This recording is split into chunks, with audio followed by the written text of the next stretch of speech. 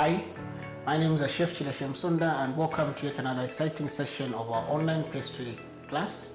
And to introduce the class today, I'm going to introduce the recipe that we have on today's menu. So today we are going to make what is known as milk scones. And for the milk scones, we require flour, which is 2 cups, which is equivalent to 250 grams.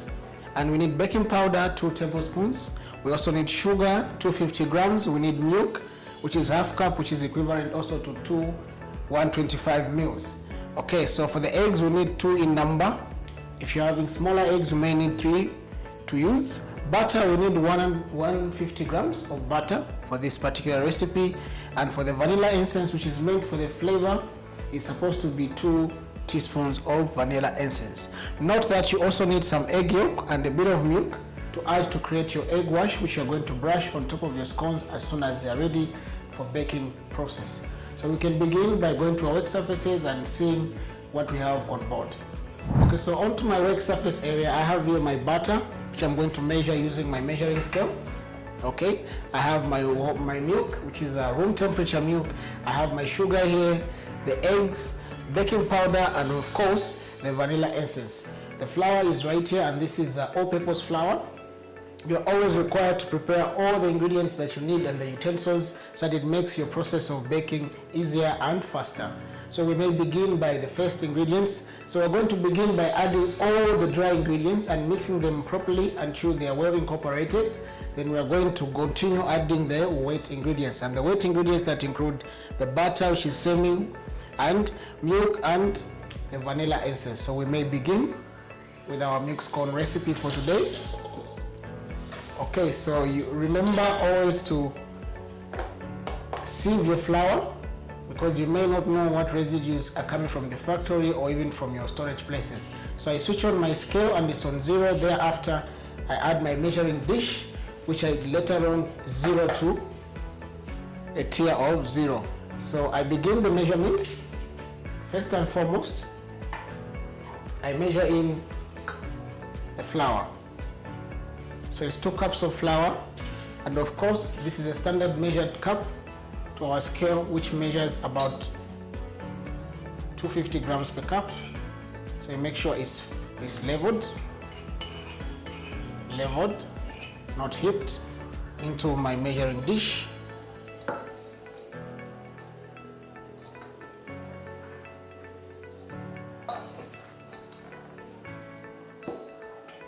Okay, leveled again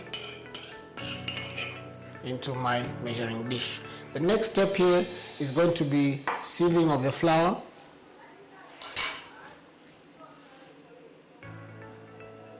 So into a different measuring bowl, I begin to sieve the flour.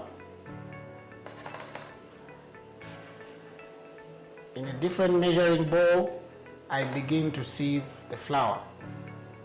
Okay? So as soon as the flour is sieved, I will continue with all the other dry ingredients that I have set for this particular recipe. Okay, so all the dry ingredients will be added and mixed before we start adding all the wet ingredients. Okay, so there you have it. A bit of residues, don't over-sieve onto there. I don't need a scale for now, but I'll need a measuring spoon, which is a teaspoon. So I add now my baking powder, as well, also leveled. That's 2.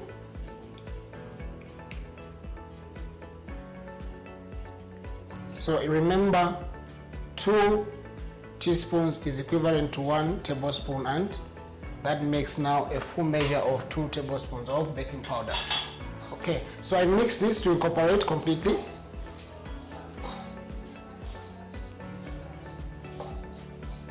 As soon as that is mixed, I go to the sugar.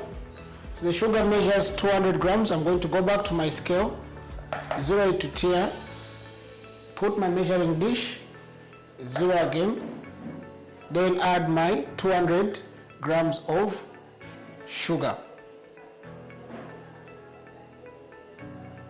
Okay, we may need a bit more. Okay, some more of the sugar, and sure I arrive right at the measurement that I'm looking for, and that is now 200 grams of sugar. Remember, when it comes to the sugar, it's up to your preference. You can use less if you use less sugar, or if you don't take so much sugar if you're on the less sweet side of your scones for dessert or snacks. Okay, so as soon as everything is fully incorporated, that includes flour, baking powder, sugar, all the dry ingredients are here. As you have noticed, all the dry ingredients on our recipe are fully incorporated in our dish. Now we are going to add the semi-wet ingredient, which is the butter. And how much butter do we require for this particular recipe? I zeroed down again, and I require only 150 grams of butter. So I'm going to cut and measure in the butter in bits and parts.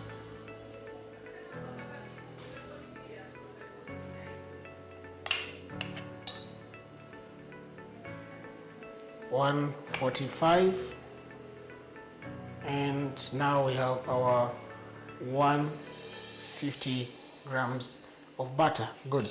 Okay, so we continue with the mixing process. Away with the scalp. So you make sure you rub it in until you form a less of a crumble. So you make sure you rub in the butter. This is a rubbing method. Okay, rubbing your butter fully mixed until it also incorporates and forms what is known as a crumble.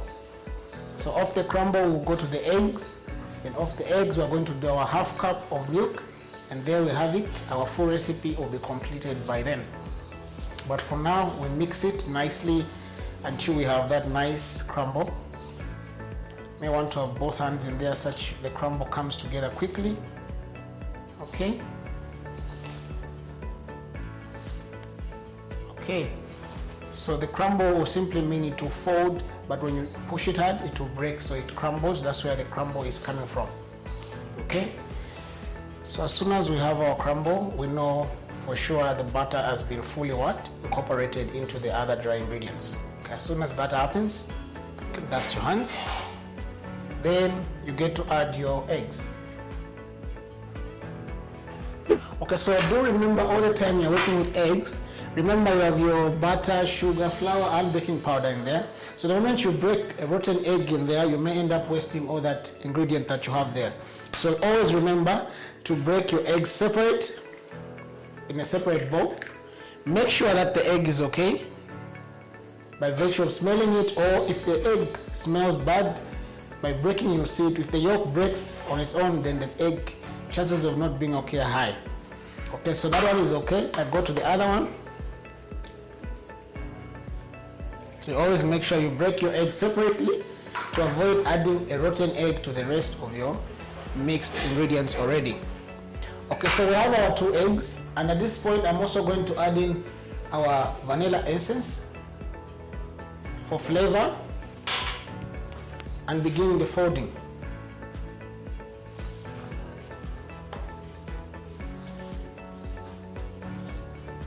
So this is an easy to go recipe which you can do at home even without having a hand mixer or a table mixer with you.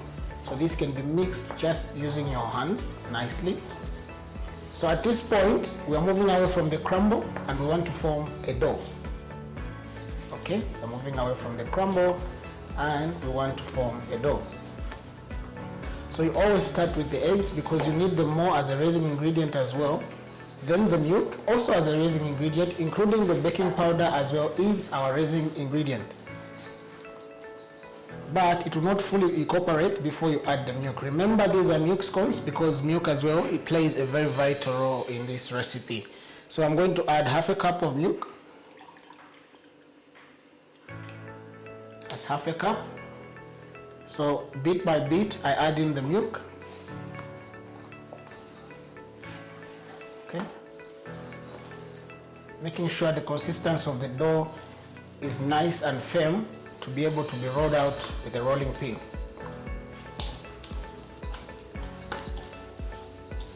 Looking at the size of the eggs that I had, I think this is enough for the milk as well.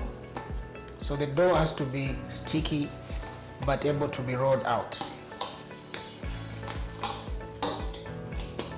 Okay, that's our dough. At this point, we are going to dust it a bit on the surface. So we're going to dust the surface.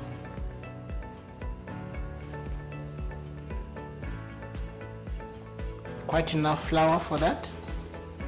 Then place the dough onto the baking work surface. Okay. Then take off the excess flour from my hands using the flour, the paste off with the flour. As soon as that happens, on my marble surface, I'm going to bring my dough together now in readiness for the rolling and the cutting.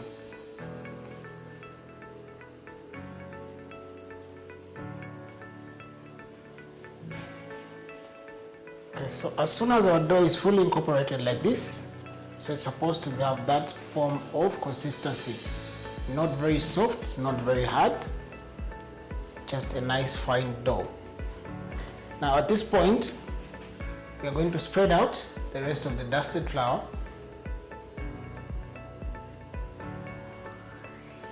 So now we can form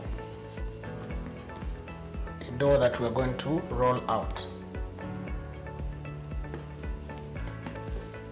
Remember, at this point our oven has already been preheated, and it's been preheated at 180 degrees Celsius. So it's at 100 degrees and well heated already, the temp there, preheated oven at 180. Now we're going to roll out our dough using a rolling pin. So you also make sure that your rolling pin is also a bit dusted for easy rolling. So I'm going to roll out my smooth, semi-hard, nice consistent dough onto my marble surface nicely. Okay, as soon as that happens, and at this point you make sure that the surface is well dusted so that they don't stick as you cut. So as soon as our dough is rolled out, just move it a bit to the center. So it's not supposed to be very small. Remember, it's going to bulge and rise because of the resin ingredients, which is baking powder, egg, and the milk. So you make sure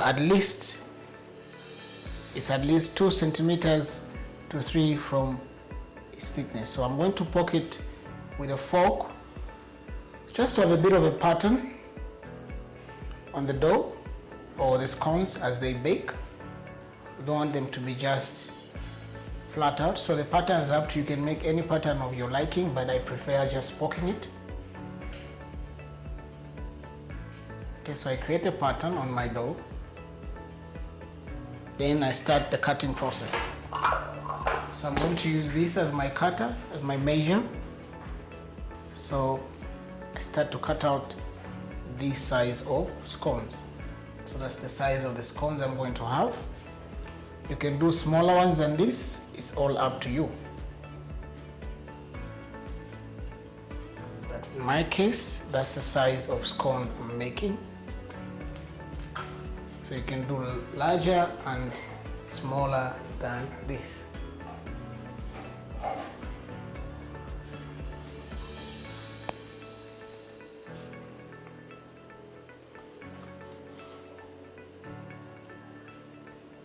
So even the shape is up to you, but a scone is better to be round, just like a scone itself is supposed to be round in shape.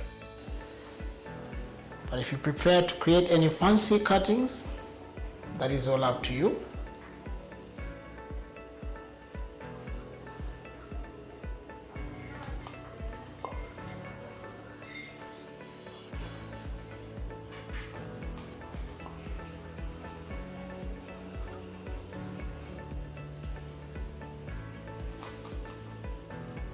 Okay,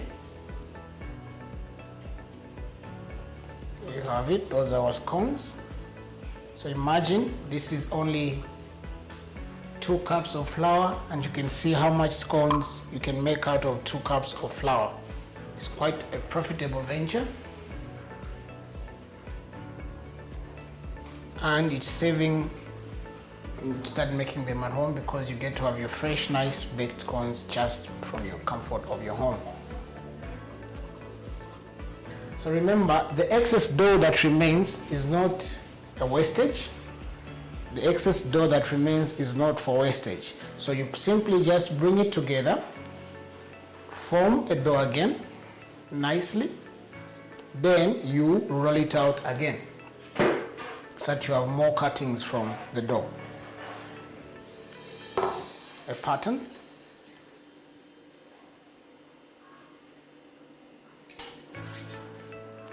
The cutting.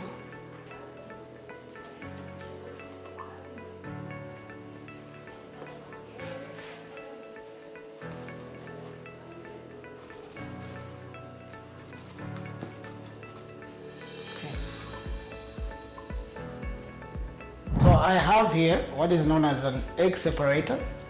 So I'm going to press it here nicely, break the egg onto it because I only need the egg yolk. Okay, so for this I do not need the egg white, I only need the egg yolk. So you're using an egg separator, I'll separate the egg. There are other methods that you can use without an egg separator using your hands, but I think this does better.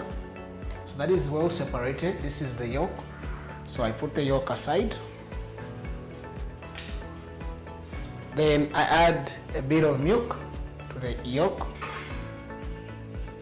just a bit of milk because I don't want it to be highly on the yellow side because that will make my scones look like they're bent. So I add a bit of milk so that at least I control the consistency of how the color is and how it's going to appear when the scones are fully baked. At this point, I think I need a little bit more of the milk. Okay. Well mixed, as you can see the color there. Nice. Then, using a kitchen brush, I'll egg wash my scones. So using a kitchen brush, I get to egg wash my scones.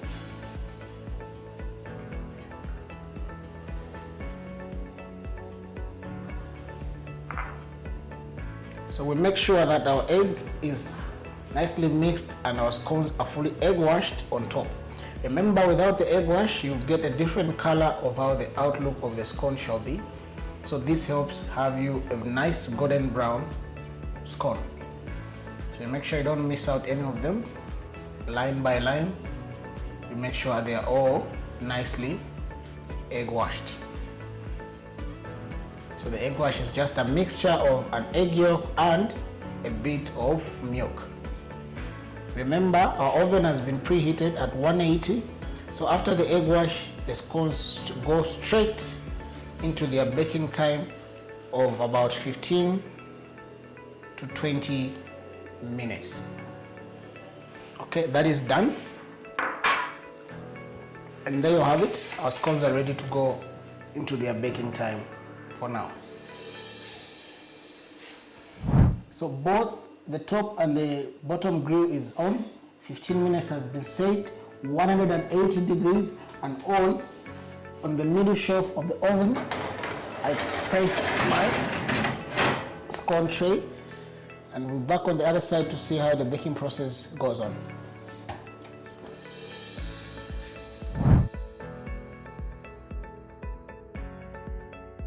Safe to the oven grab, you can be able to pick out the tray. In the oven, as you can see, our scones are ready. They've been fully baked, so using a scraper, I gently take them off the tray onto my nice platter there. I'll have a food display.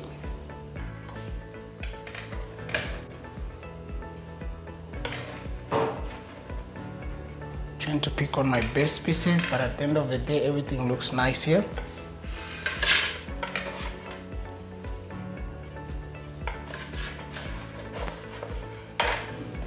Okay, so that's the final presentation. As you can see, the inside, nice, soft and crunchy. On the outside, and there you have it, our milk scones, good for the day. Yummy. Try this out with our recipe. It's been a pleasure. Catch us on our next video. Chef Chileshe here.